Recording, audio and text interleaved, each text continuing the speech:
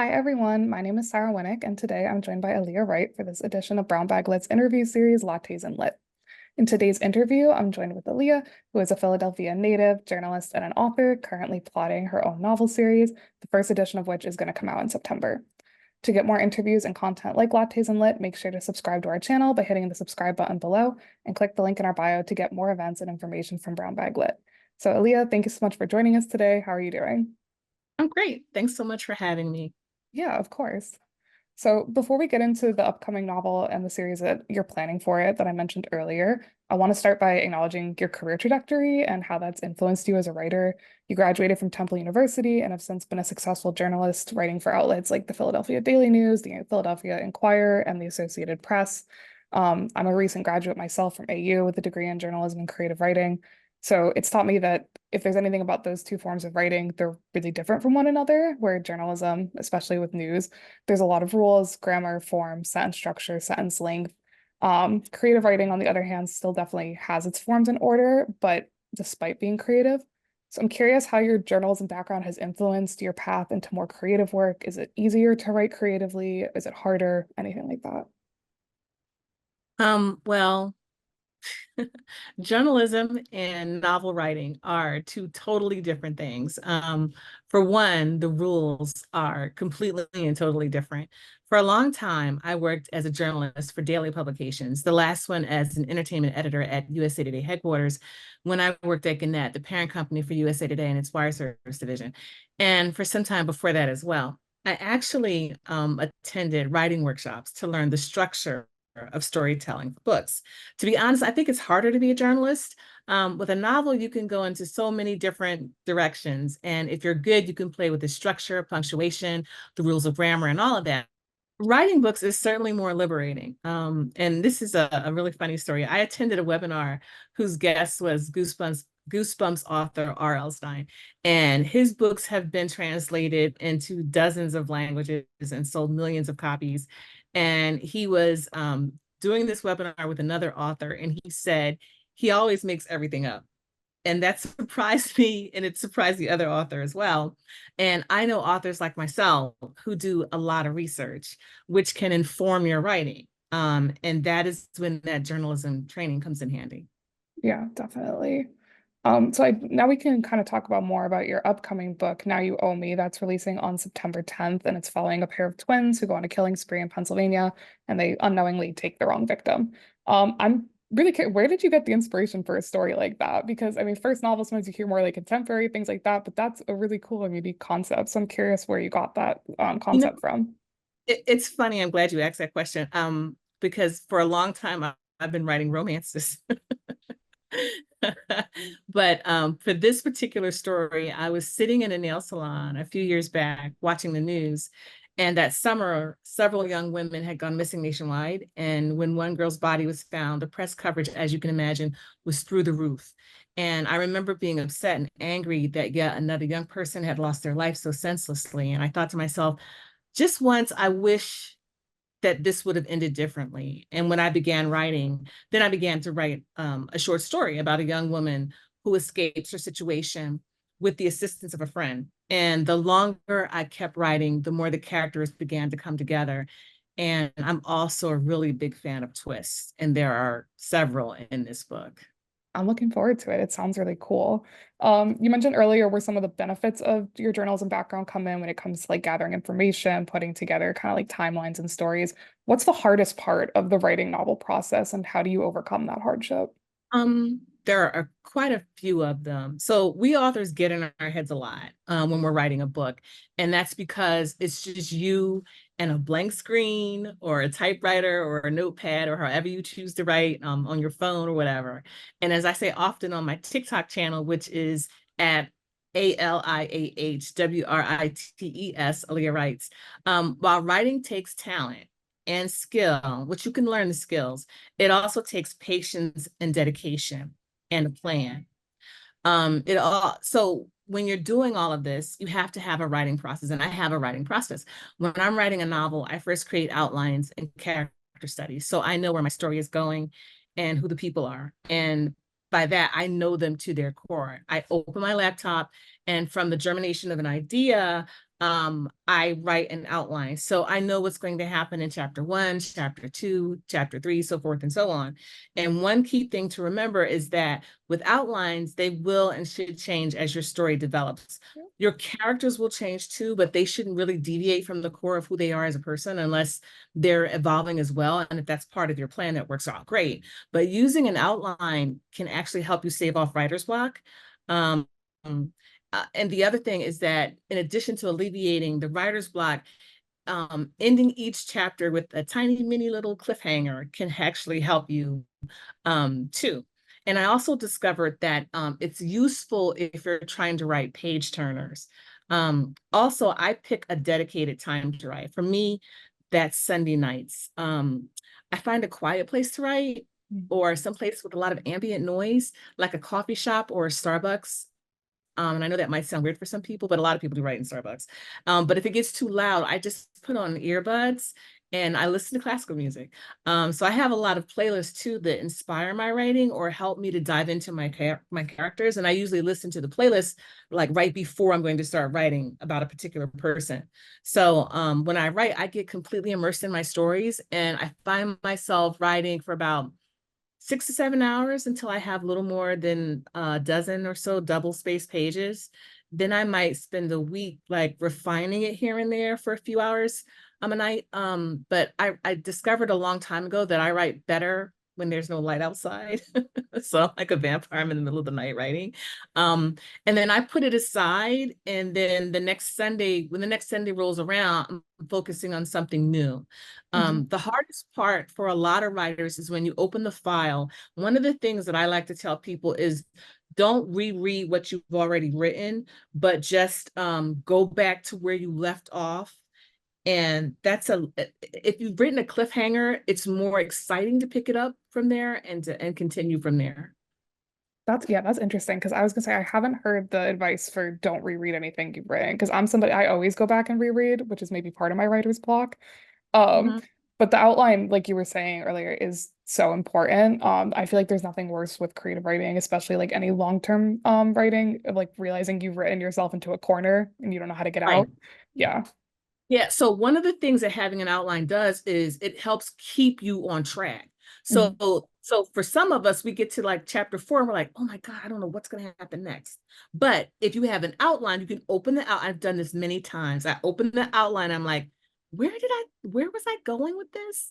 And then I'm like, oh yeah, this is the part where I wanted to do this, or this is the section where I wanted to introduce this character or what have you. And so having the outline actually helps you stay on track. And you don't have to outline the whole book. You can outline like the first 10 chapters, but then as your story is developing, keep going back to your outline and keep revising it because your outline is going to change. The Now You Owe Me is completely different from the way that I first conceived it and the way Mhm. that I wrote it because the characters start to do different things and they're moving in different directions. And so you're following them. They're like their own little separate people with their own little separate lives. So you're following them as they continue. And the worst thing you can do is to go back to the top of the file and start rereading because it won't help you stay on track. You'll Mhm. never finish that way because you're always making revisions because we're writers and we can always say something different Mhm. in a new way. And so if we're always saying something different in a new way, we're never going to finish. Right. So like after a while though, you do get used to going back and picking up where you left off. I know some writers who'll keep like their chapters in separate sections. Or if they're using like a platform to write in, then they're not going back to the other chapters. They're going back to exactly where they left off, or they're going to a blank screen. Right. Yeah. Yeah. No, definitely. I mean, I think that also like that change is like a mark of like when I feel like when you have a project and it's drastically changed, that's the mark that you're doing the right thing. I don't think anything, especially creative work, that shouldn't stay stagnant at all. Right. Um, so speaking of kind of that plotting out in advance, I was reading on your website that you're currently plotting the next two novels for the series. I'm curious, are you planning for the characters to remain constant throughout all three books? Is it more of an anthology type thing? I guess what can you tell us without spoilers, obviously? Well, the characters come back for book 2. Okay. which dives right into the cliffhanger left from book one. So when you get to the end of book one, you'll be like, oh my God, what happens next? And so I picked right up where it left off. Mhm. And it's more of a cat and mouse thriller with a few surprises thrown in because I love surprises, I love twists. Um, and the characters are going to be crisscrossing the globe, actually. Oh, that's At cool. least that's the way I'm plotting it. It's still cooking in my lab, so to speak. But book three brings back some of the characters, but I'm still outlining that one too. So we'll see what happens. And I've had people ask me about a book four, and I'm like, I don't know. There's other stuff I want to write. Right. Yeah. It depends on a lot of factors, though. If I go beyond three books. No, but that's exciting though. That sounds really cool. In addition to being a journalist and novelist, you also utilize social media a lot as a way to interact with your audience. I was scrolling through your TikTok and you had, videos on author writing tips, some of which you've provided already in our talk. But also, fun facts about famous authors, reading recommendations. Has using social media influenced your own writing in any way? Do you feel like it helps you better connect with what your readers are looking for in books? Anything like that? Yeah, the answer to those questions is resounding yes. Yeah. So, social media can be a great learning tool, but it shouldn't be the only tool in your toolkit when it comes to writing and marketing. I use social media to do both, but I use them to inform my audience, not just about what I'm up to, but how they too can inspire themselves to write and what steps they can take to get inspired, to get their writing careers off the ground and how to empower themselves and make connections. I've actually learned a lot from the people I follow on social media. And I've met some really, really cool, smart, funny, intellectual people, and they're not all writers. But and I've met them especially on TikTok and Instagram. And now you owe me, we see the characters using social media, but it's more like if they were using a telephone to communicate and find out what their friends are up to or to look for each other. Mhm. Much like we do every day, but they're not doom scrolling because if they were doom scrolling, they wouldn't get anything done in a book. But I believe that social media has become an integral part of our lives. It's ubiquitous, which is something I've been writing about for over a decade. Yeah, absolutely. So, for those listening who might be considering writing their own novel or considering creative writing in general, do you have an invaluable lesson or piece of advice that you've gained about writing that you would want to share, like utmost first and foremost with others? I think the most important thing is to keep writing. I've had some incredible mentors, and I'm part of a community of writers in New York, and we bounce things off each other all the time. And I think that you should also dedicate time to writing. Don't be afraid to join a workshop, which can you can find near you through universities or by Googling them or going to your local library. And I see writers online all the time say, well, I don't want people to steal my ideas. That's the most ridiculous thing in the world to me because honestly, no one's going to tell your story the way you're going to tell your story. I mean, if you look at the movie Poor Things, which is based off of Frankenstein. I mean, so many people have done Frankenstein type novels now. And we've seen so many iterations of different ideas that have come from things in the past that people update and revise. So joining a workshop can actually help you, especially if you've got a really good instructor that is someone who knows about the craft of writing and being with like-minded people. And you can actually find a lot of them. There are a lot of people on TikTok who actually run workshops too. Mhm. And people who are in MFA programs. I've never done one myself, but people who, you can actually learn the craft of writing from. Yeah, absolutely. I mean, community is so important when it comes to writing. Like you said, it kind of helps build up those ideas. Um, yeah, so just before we wrap up, and thank you so much again for taking the time to speak with me today. This has been a great Mhm. conversation. Is there anything else that you want to add that I didn't touch on? Anything else you want to promote or anything like that? Yeah, so Now You Owe Me, as you said, is about twin serial killers who go on a killing spree in central Pennsylvania. And I lived up there for a time, not directly after I got out of college, but after I got out of college. I'm from Philadelphia. But the story is also about so much more than just that. It's about regret, hurt, pain, guilt, trauma, friendship. And although it's not a romance, it's also about love. And I'm talking about familial love, like the love between a brother and a sister, and also the love between friends. But it's also about overcoming tragic circumstances through resilience and faith.